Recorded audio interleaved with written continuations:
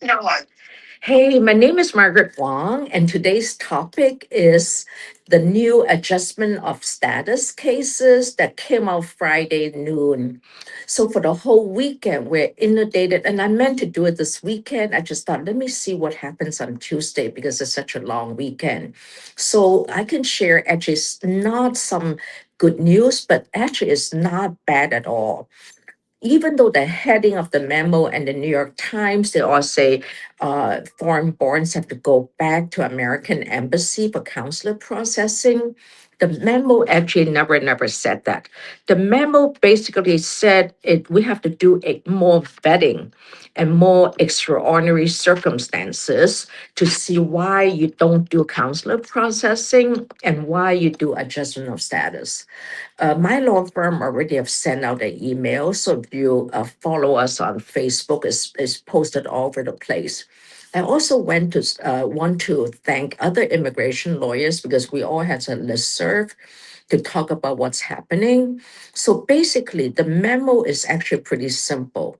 It's really going back to the early years because, as you know, I started practicing in 1976. So from then on, it has always been consular processing. Remember, when you do adjustment of status to a green card, you have to be admitted, inspected, or paroled.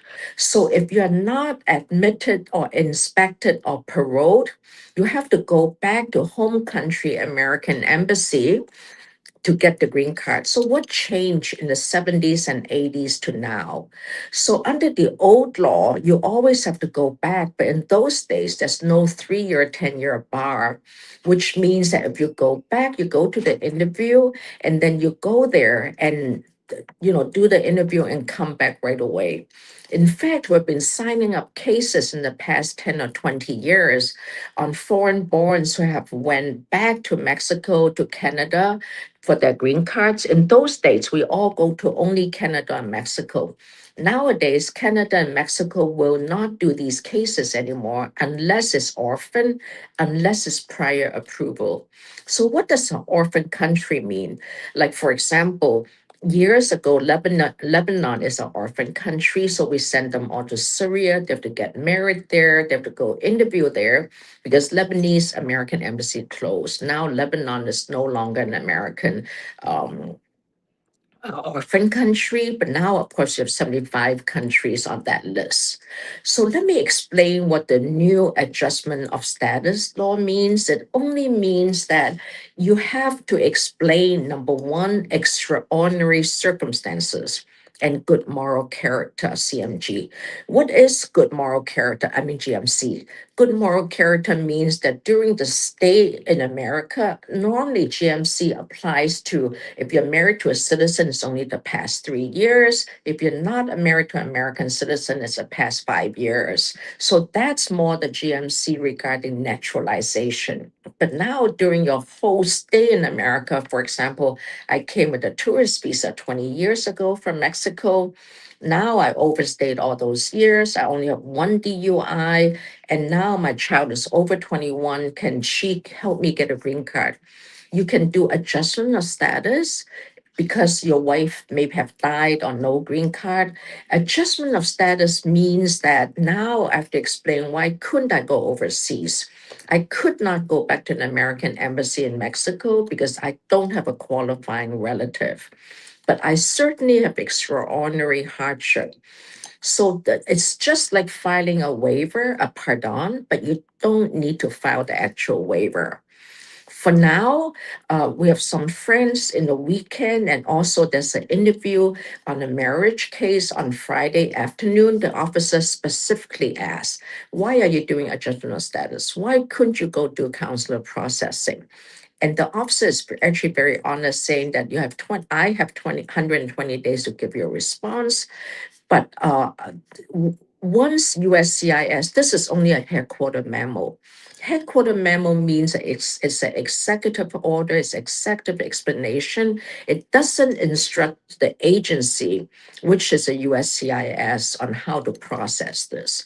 So my advice to you is if you have interviews coming up, make sure you prepare a list of documents on hardship, why I couldn't go back. In this case, the Mexican national, he cannot go back because he have no qualifying relative. If he goes back, he have to be stuck there for 10 years. That's what's different from 50 years ago, 40 years ago, 30 years ago, when we go to American embassies overseas for interview. Number one, they do stateside, which means that we all go to Canada, Mexico. Number two, in those days, there's no 3-year, 10-year bar.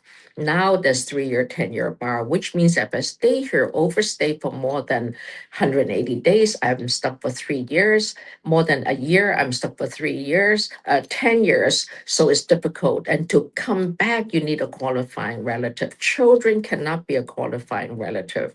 It sounds complicated, but it's not. And also remember, it does not apply to undocumented entry. So for example, I came to America undocumented. I was never stopped. I have 245I. My father or my brother filed for me before April of 01. 245I cases is not subjected to this. This only means that you enter America on a tourist visa, on an H-2B temporary working visa, and on a student visa. It does not apply to people who came on a H-1B, which is more professional dual intent visa, and L-1A, which is also a professional non-intent visa, or K-1, which is a fiance to a citizen case, or even maybe even a green card. So for example, I have an Indian national who married an American citizen and came to America on a conditional green card. This adjustment of status does not apply to her because all she needs now is to do either the 360, the Wawa case, or a divorce case, either the 360 or a 751 to continue the green card. Have nothing to do with tourist visa entry, inspected, parole, because this kid definitely was inspected and paroled. I know I sound, because cases are complicated, it sounds complicated, but it's not. So a short, simple advice, if you're filing a new case now, maybe add to the filing instead of just a marriage certificate and a 45 and I-130 and a work permit and parole, also explain a list of hardships, why you could not leave the country and come back with a green card. Or if you have a green card interview now, I would also bring a good lawyer. Don't bring one of those, in our community, I'm Chinese, so we have Chinatown lawyers. I'm not saying Chinatown lawyers. I'm just saying you need a good lawyer to really understand the old law versus the new law. Extraordinary circumstances, which is very much a 601 standard. It's not a guilty until you're proven not guilty. It's not a criminal beyond a reasonable doubt standard. It could only be good faith, clear and convincing. That's why we went to law school. There's different standards of proof. But that's my advice. I would not worry too much about it. President Trump have came out with tons and tons of these memos. Every case, somehow, we just have to be focused. We have to work with intention. And then to the young professionals, if you're an accountant, merger and acquisitions lawyer, immigration lawyer, we just have to remain with intent, with passion, and don't let the government take us over. That's why we went to law school. That's why we fight. We are lawyers, and we have to work for our clients and for the people. Again, my name is Margaret Wong. Thanks again for listening to me. And if you have any more questions, send us an email, call us. I'll try to get on this to expressly explain things to you so you don't, have to worry too much about it. Already our phones, our emails are really lighting up, but it's okay. You fight every minute you got. That's what life is about. That's why America remains and will be and is the greatest country on earth.